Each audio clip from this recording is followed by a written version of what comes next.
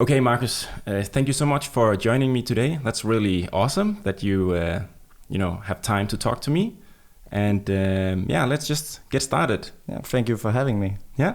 I've been following you on YouTube and watching your stuff on YouTube. That's really great content. I enjoy it. How do you do everything with your YouTube channel? Do you do a lot of the things yourself, like editing, recording and stuff like that, or? Oh, I do none of the things myself. Okay.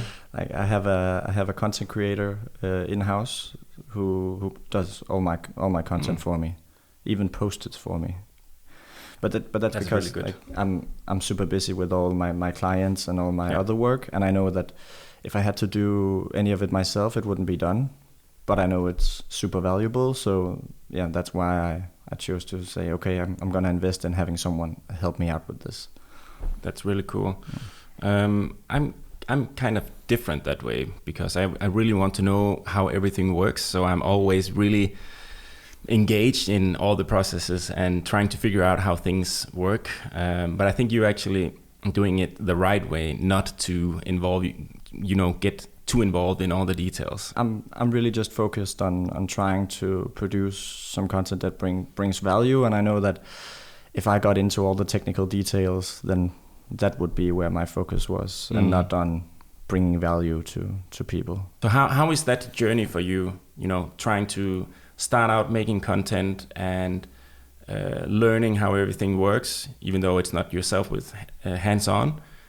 How is that process? Well, actually, I started creating content like as a personal challenge to myself, because I realized that being able to perform on camera would be a very important skill in the future, where video is everything, all over social media. So I sat down and said to myself, okay, if I'm going to be the guy who's great on camera, who perhaps one day can appear on TV and not be nervous, what do I need to do? Yeah. And so I said, okay, the ultimate challenge must be to start a vlog. Yeah. But to go from never having created content, never being on video, to starting a vlog, that's a big step. So I actually started with like a 30-day challenge with myself, where I had to do Instagram stories where I talked to the camera every single day for 30 days.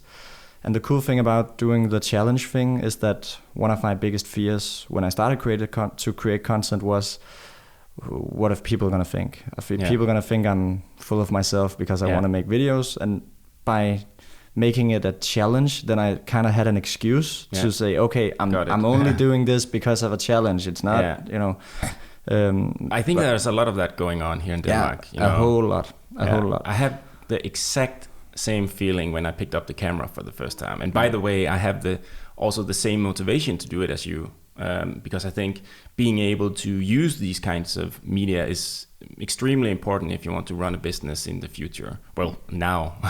So nowadays you need to be able to make videos, to do a podcast or whatever. And it's just like writing an email.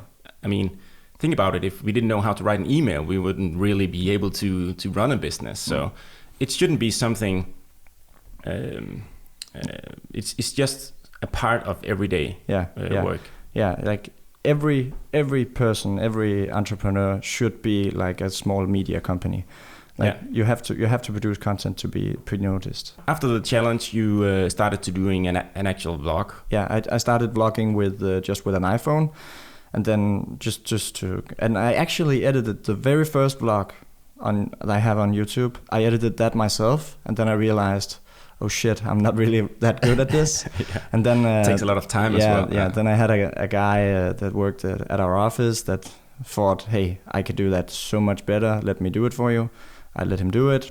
At that point I filmed all the content myself, and he edited it. But what I realized after a few episodes is that what I wanted to do, I wanted to document the real life of a young entrepreneur, not just all the parts that I wanted to show. Yeah. And when it was me filming, then I would not film the uncomfortable situations. I would forget it if I was busy, and then it wasn't really real. And that's really why I decided to have an extra camera person, because then I wouldn't be the one to make the decision whether a situation should be filmed or not. Then suddenly we had a lot more content that was actually pretty powerful because it was real meetings, real decisions, that's cool. Real highs and lows. Yeah. And so the vlogs got a lot better from that point on.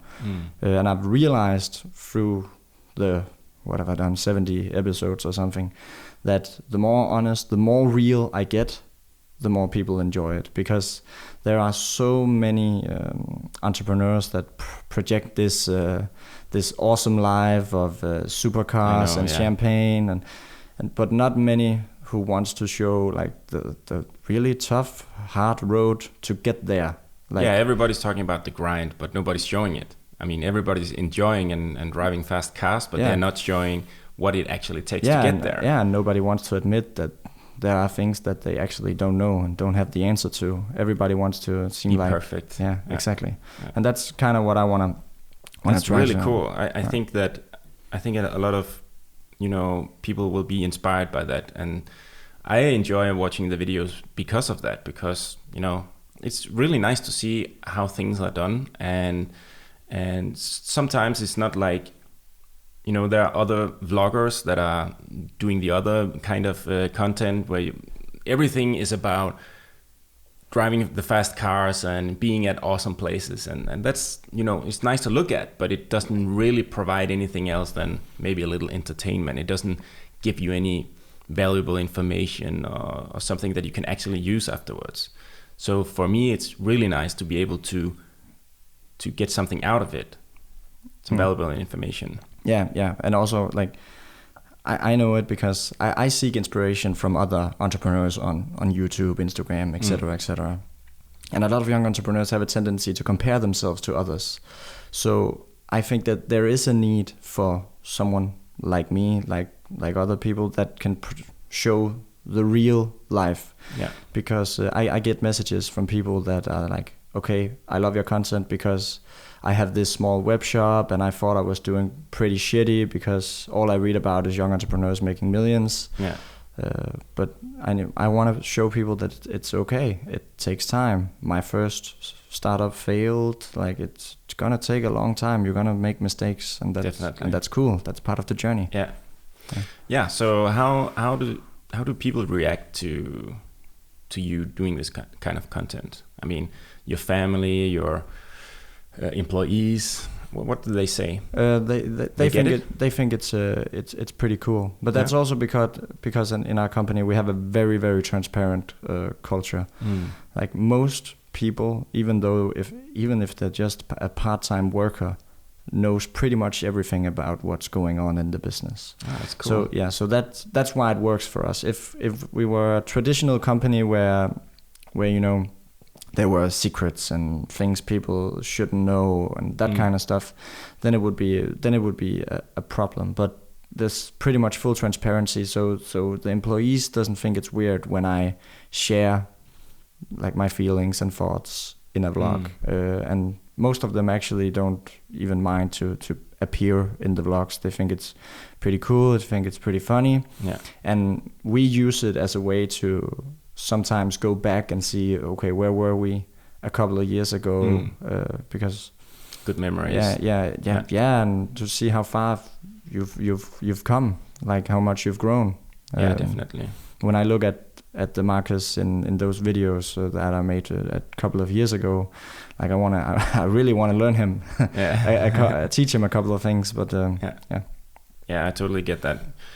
I also started. Well, I'm going to launch a couple of new videos soon, and I'm really all in on these videos. I had some camera guys to follow me around, which is a different story. But what I'm thinking now is that I really missed that from the first journey I had with my first company, because I don't really have anything to look back at, and I don't, of course I have my memories, but it's just different when you can rewatch the videos and see where you were at a specific time, and the great memories of when you got that deal or whatever, to have that and to share that's the possibilities we have today to share with other entrepreneurs, ups and downs, as you say. I have nothing of that kind from the first journey, and there's a lot of valuable information that I would have loved to share, but now it's too late because nobody wants to, look at me reciting everything that I did the last 10 years. Yeah. So now I'm just kind of thinking that sharing during your process or during your travel or your journey to reach your goals, that's the cool part. It's not if you actually reach the goal. It's everything that you learn in between the goal you set and then trying to achieve those goals. Yeah, exactly. That's also one of the reasons why I wanted to start vlogging. It was actually for myself to have a whole catalog of my entire journey. For two reasons actually, to be able to look back and reflect on things and see those great moments and also the sad moments, but also to one day when I sell my company and make millions, then I want to be able to show people that who's gonna say, oh, that guy he was lucky. Yeah. No. Yeah. Watch these 300 videos on YouTube and say I was lucky one more time. Yeah, exactly. Totally get that. Yeah, that's really also one of the reasons why I want to document it. And to be honest, I'm also thinking about, one day when I have kids who hopefully are gonna grow up in a pretty good house and have opportunities that I didn't have. Then I want them to see that stuff, to stay humble. To know where it all came from. Yeah, and that's the legacy part, So from what you're saying, a part of you want to share information and to inspire others if they want, and but it's also about having a legacy, and being able to rewatch those moments. Yeah. That's really cool. So but that's not actually what we're going to talk about today. It was just the way that I noticed you, and that's actually also why we're here today, because I noticed you through the videos, and I started following you. And one of the things that I learned from your videos, we're going to talk about this because I don't know exactly how the story goes. That's what we're going to hear from you today.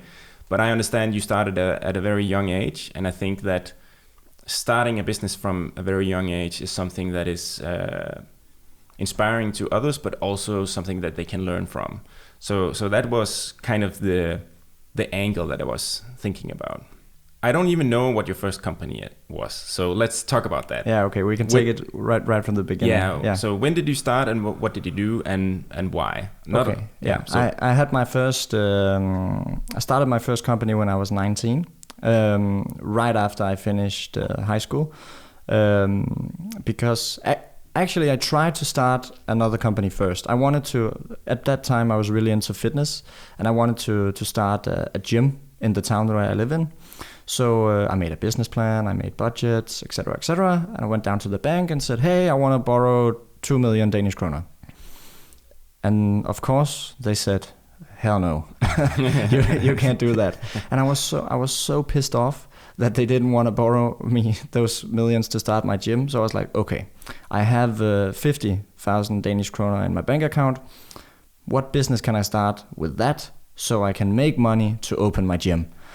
So I sat down, I Googled, and I found out that a lot of the fitness equipment that I was using was actually really expensive in Denmark, but I could buy it for cheap on Alibaba.com.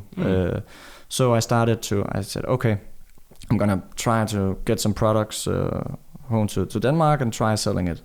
So at that point I said, okay, I'm gonna start a discount fitness equipment store, and I started that with a buddy of mine. We called it Power Addict. Because it was powerlifting equipment. And you were 19 at the time? Yeah, 19. You just finished high school? Yeah. Okay. Yeah. So you didn't think about a normal career path or getting a job or an education or something? No. The high school that I went to I was on a entrepreneurship. Okay. Yeah, there was a. So you were already heading. Yeah. I had a lot of school projects where we started companies for fun, and I knew that was the way I was gonna go. Wow. So I was just actually looking for the right project. And what did your parents say about you becoming an entrepreneur? They were cool. They were cool about it. Yeah. But at that point, I'm gonna do this for my gap year, and if it doesn't work, I'm gonna quit it and get an education. So that I think that was why they were cool with it. But yeah, we started that business with the cheap fitness equipment, and got it home, sold a lot of it. But a few months after, we realized, okay, this is not really a viable business, because our main product, which we sold for 300 Danish kroner, suddenly were in all Netto stores in Denmark, which is like a supermarket chain with a couple of hundred stores, for a third of the price that we were selling it at. So they also found it on Alibaba. And then we realized, okay, maybe we don't really have the scale or the size to compete on price. So we changed the business model and started to create a community and a brand. So we became more of a like fitness clothing company. And so at that time you didn't spend all your money on the equipment. I spent all my money on the equipment. Okay. And we sold some of that. Okay. We managed to sell a lot of it. You stayed alive, and then you and then we changed the business. Yeah. And over that gap year, we didn't manage to get it to grow. So I started at uni, studying and having the business on the side. And in a few years, we actually built up a pretty cool fitness community, and like everybody who was involved in fitness, powerlifting, bodybuilding knew who we were, and we were really, really good at that, creating content, getting people to our website. But we were really bad at manufacturing and design and all the pretty essential stuff at having a clothing company. So we never really got it to become a good business. But what I learned through that process is that what I found interesting was not the product itself, but it was the marketing of the product. It was getting people to the website. So I learned a lot about SEO, Facebook ads, etc., etc. A few years into uni, I sold that company for nothing. Started doing freelance consultant work within online marketing. That took off pretty fast, and I started the digital marketing agency that I have today. I started that with a buddy of mine, and dropped out of uni, and 4 years later, here I am. That's cool. And we help a lot of really, really cool businesses with getting results, and I can do the part that I'm good at, the marketing, and let manufacturing and product design and all that stuff to other people. Yeah. So let's back up for a second. So at the time where you realized that the other business wasn't gonna fly, and you decided to sell it and put your time into something else, were you really demotivated, or were you like, this is gonna work, it's just not the right thing? Or I guess you weren't scared of failing that it didn't work out as you planned. I was actually pretty scared about what are people gonna say and all that stuff. So to get the timeline right, I started doing freelance online marketing work at the same time that I had my fitness company. So it was at the point where I could see, okay, this is something, this can actually become a successful business. This is a better idea. Yeah, this is a better idea, where I pivoted and sold it. So I was pretty certain that my agency would be a success before I sold the other company, because I was really scared about what are people gonna think about this. And I in my current business, but also in the fitness business, I use myself, my personal brand, a whole lot in the marketing, and I also did that in the fitness company.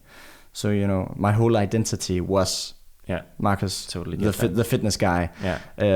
So it was pretty difficult for me to sell it off. But I also had reached a point where I needed to grow up and make sure that what I was working on was actually something that I could make a living from, and not just have fun with a side hustle. I like the approach that you had, that it was because I had the same idea. I wanted to start a company to have fun and to do that. I didn't make a company to make a living out of it. I found a way later on, but that was not my initial approach. And I hear that you have some maybe a similar approach to it, that you did it because you really wanted to create something, to create a company.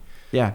I did at that first company that I started. It had nothing to do with money. It was just I wanted to create a project. I wanted to create something that meant something to other people. That's why the whole creating a brand thing was really, really interesting to me. And that's actually now, my current business is much more successful than what my fitness company. But actually, I'm really still really proud about what we did there. Yeah. Because a lot of people lived a healthier lifestyle because they read our content, because they followed our blogs, etc. We really made a difference. Yeah, we didn't make a lot of money, but we made a difference. Yeah, I think it's a really good idea to start when you're young, because then you can do things this way. You can, your motivation isn't. You haven't reached a point yet where money means that much to you. When you get older, you buy a house, you buy a car, you have a lot of expenses that you need to cover. But when you're really young, it doesn't really matter. You don't have a lot to lose. So I think that's a really good time to start a business. Yeah, exactly. I totally agree. Like the best time to start a business is when you're, in my case, when you're studying at uni or something like that, because then you're even if you spend a lot of your time building a company, you're working on your plan B right at the same time. And at least here in Denmark, you get money from the government, so you don't really have to think about like getting a salary out of your startup. So it's a pretty good time to start something. Also because you have to realize that most people don't succeed with their first project. So if you want to have time to start something, learn a lot, maybe fail, and then start something again, well, then you better just get started when you're young. You're right. Yeah. So how do you see it? The first company, you started selling the equipment. Then you changed your direction, and then you sold clothes. Is that like two different projects for you, or is it the same company? That's the same company that just evolved, pivoted. Yeah. It's like the agency that I have today. We started out like as an agency that only worked with search engine optimization for small businesses. That's what we wanted to do. And today we're like 360-degree digital agency, and we primarily work with large companies. Okay. So I think that's just cool. Like evolution of how you need to start somewhere. And I think a lot of entrepreneurs that are about to start, they forget that. A lot of companies they don't start where they are now, obviously. But even in my case, when I started my company, the original idea was something that I never got to actually develop, because I also, like you, I started at some point just to get started, and we worked with stuff that we could actually sell. And then we were thinking that we could use those revenues to create the other product, but we never got to the point where we can actually create the other product. We found a better way in the process, and we found a better model. And I think sometimes you should be a little careful with all the planning and making business plans and stuff like that, because things just change so fast that you couldn't even plan that. It's better to be agile and then adjust in the process. I think definitely the most important part is just getting started, because then when you start your journey, then you start to learn. There's so many young people that want to be entrepreneurs and start companies that never get out of that planning phase. Like they sit down and wait for that perfect idea, the perfect timing, the no risk, all that. But that you're never gonna get that idea. No. It's just about getting started, so you start the journey. Yeah, I totally agree.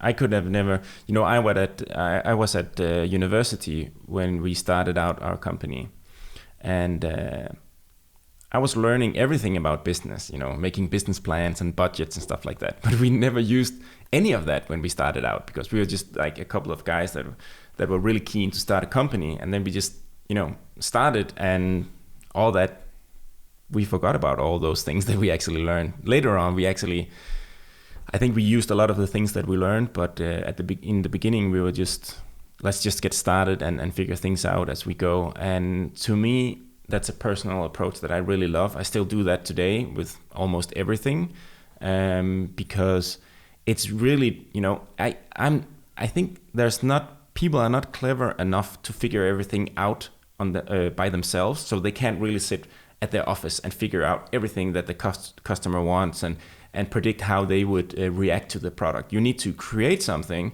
present it to the customer, and then go back and fix everything that's wrong, because there will be stuff that's wrong with your service or your product. That's the approach that I really love.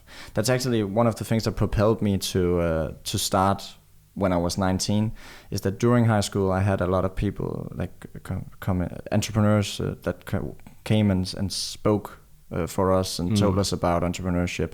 There was this one guy that was also very young. He's called Kasper Blom. He was on a tour around Denmark, right? Yeah, exactly. And I had for a year or something went through that whole planning phase, waiting for the idea. But like he just stood up, told his story, and finished with one thing, and there was a launch, crap, but launch. And that's actually been a mantra of mine since then, because it's really important that you just launch, because then you can get feedback from the client, you can start to improve the product, you can do a whole lot of things. But if you don't launch, nothing's gonna happen. If we're thinking back on when you started out, what were your thoughts about if you failed and the company didn't work out as you planned it?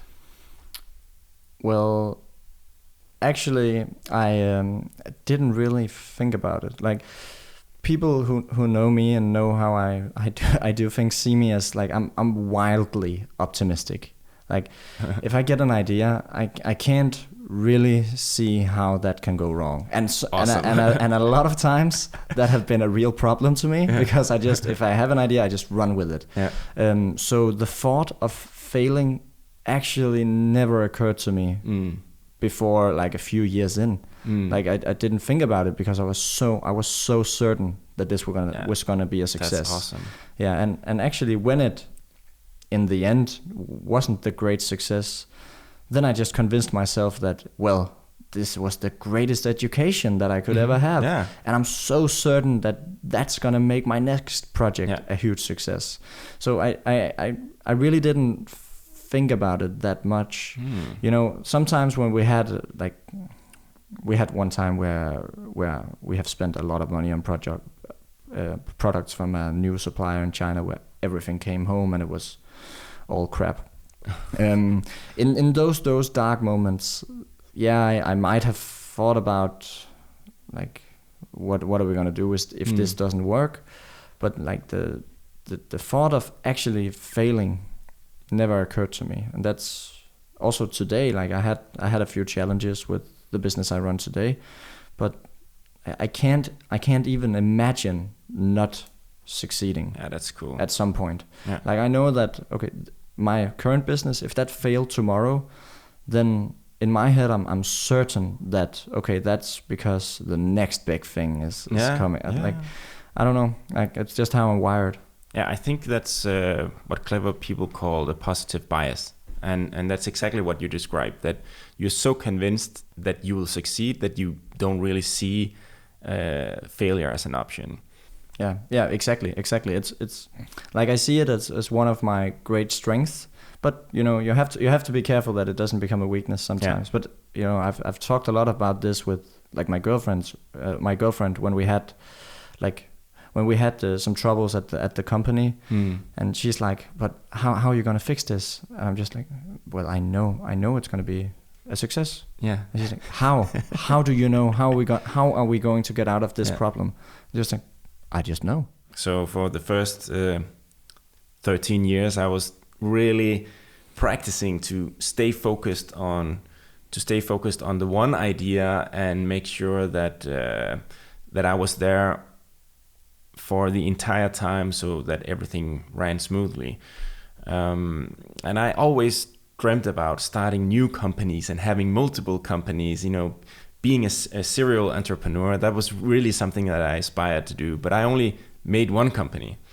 And now I think, for me at least, I will probably always only work on mainly one company, maybe a couple of smaller projects, but I can only manage one company at a time. I think it's difficult. Yeah, but I also think that I'm not gonna, when we reach that point where we're gonna start other projects, I'm not gonna be the one running them. I have a lot of really talented people working at Acento right now that I know within 5 years, they are gonna reach a point where they want to use all those skills that they've gathered and start something for themselves. And I want them to do that in our ecosystem instead of going out on their own. So they can do it with our capital, our marketing skills, our web development, etc., etc. Right? So you actually, the plan within is not, the same company, just different areas. Yeah. I see, right now we're an agency, but what I really see that we are doing is we grow companies. Right now we do it for other people. In a few years, hopefully, for ourselves. That's really how cool. I see what we're doing. Yeah, awesome. So just before we end this episode, if you could give your younger self some advice when you started out, what would that be? Go out and talk to people who are smarter and more experienced than you. The first year I had my fitness startup, I was pretty scared to go out and meet with other people. I sat in my room with my buddy that I started that company with, and just Googled answers to all the problems that we had. If I had just gone out and maybe bought a desk at a co-working space or something like that, I would have been able to go much further, much faster. Because when I really accelerated my own growth, that was when I actually got over and got a desk in a co-working space, starting meeting people, starting talking with others, using different connections to make sure that you don't have to make all those mistakes. There are people that have done those things before you, and it would be a really good thing to talk to some of them. So that really was good point. Yeah, that could be in a co-working space. It could be other entrepreneurs. It could be just reach out to people that you know have done something like the thing you want. Because what I've realized afterwards is that most entrepreneurs, they really want to give back. Yeah. Like they have no problem spending 5 minutes talking to someone who's just starting out. Yeah, I think you're right. Yeah, so I definitely should have done that at that point. One of our biggest obstacles was that we didn't know anything about manufacturing of clothing. I should have just written to the 20 biggest people within that industry in Denmark. And if I've written to 20 people, probably one of them would had the time to talk to me for 5 minutes. And that could have helped us a whole lot. Yeah. So, that's the advice I wanted to give. That's a really good advice. I like that. Yeah. Where can people find you and follow you? They can find me on Instagram, Markus Moeberg. Find me on YouTube. It's called Venture, and on LinkedIn. Yeah, Markus Moeberg. Yeah, I'll drop the links in the show notes so they can, so they'll make sure to check it out, and definitely check out the videos as well. Definitely if they're speaking Danish. All right, I think that's it. Thank you so much for talking to me today. It was really interesting to hear your story, and I think that there will be a lot of entrepreneurs that can learn something, and some people will just be inspired. So thank you so much. Thank you.